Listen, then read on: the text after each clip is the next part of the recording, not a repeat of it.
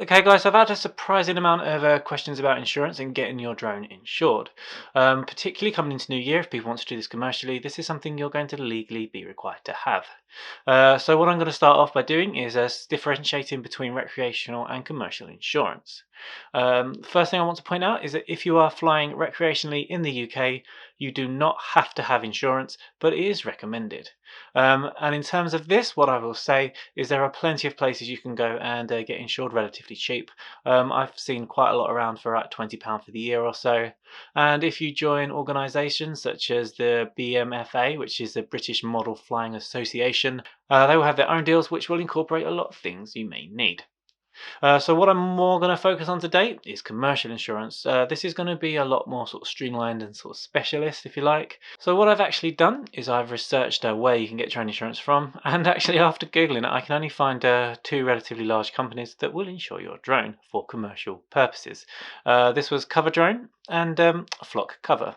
Now across both websites, the insurance comes to about the same price when I was looking at insuring myself. And if I wanted to insure myself for a £5 million public liability insurance, both of them would come to about £350 per year, just over. Now, when I was playing around with this, I also put in different qualifications, such as having the A2CFC and the GVC, both of which didn't actually have a huge difference on the price, maybe about £30 or so for the year, which actually really surprised me.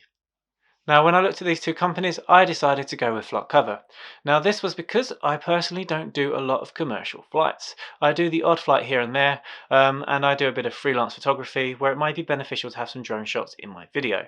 So for this reason, I went with Flock Cover because they will actually insure you per hour. I managed to get it down to £5 per hour, depending on where I was flying. So if you're flying somewhere where you've got authorization to fly in a restricted airspace, for example, it could go up to much as £25, and if you were flying somewhere where it was nice and open, it could go down to just below £5.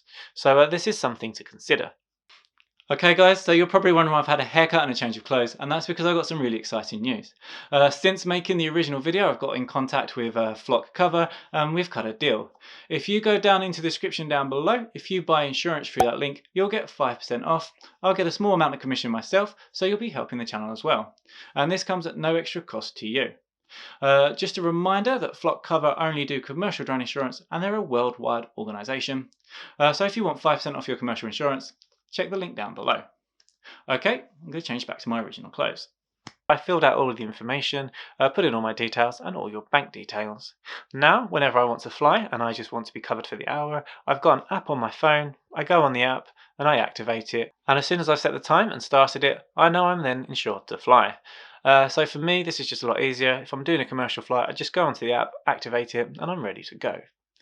So I hope this has answered a lot of questions that any of you will have about insurance and ways you could make it work for yourself. If you do have any other questions, please feel free to leave them in the comment section down below and I'll be happy to get back to you as soon as I can. If you found this video useful, hitting that like button is a huge help to me as a creator, and if you'd like to see more videos like this in the future, think about hitting the subscribe button and the bell icon.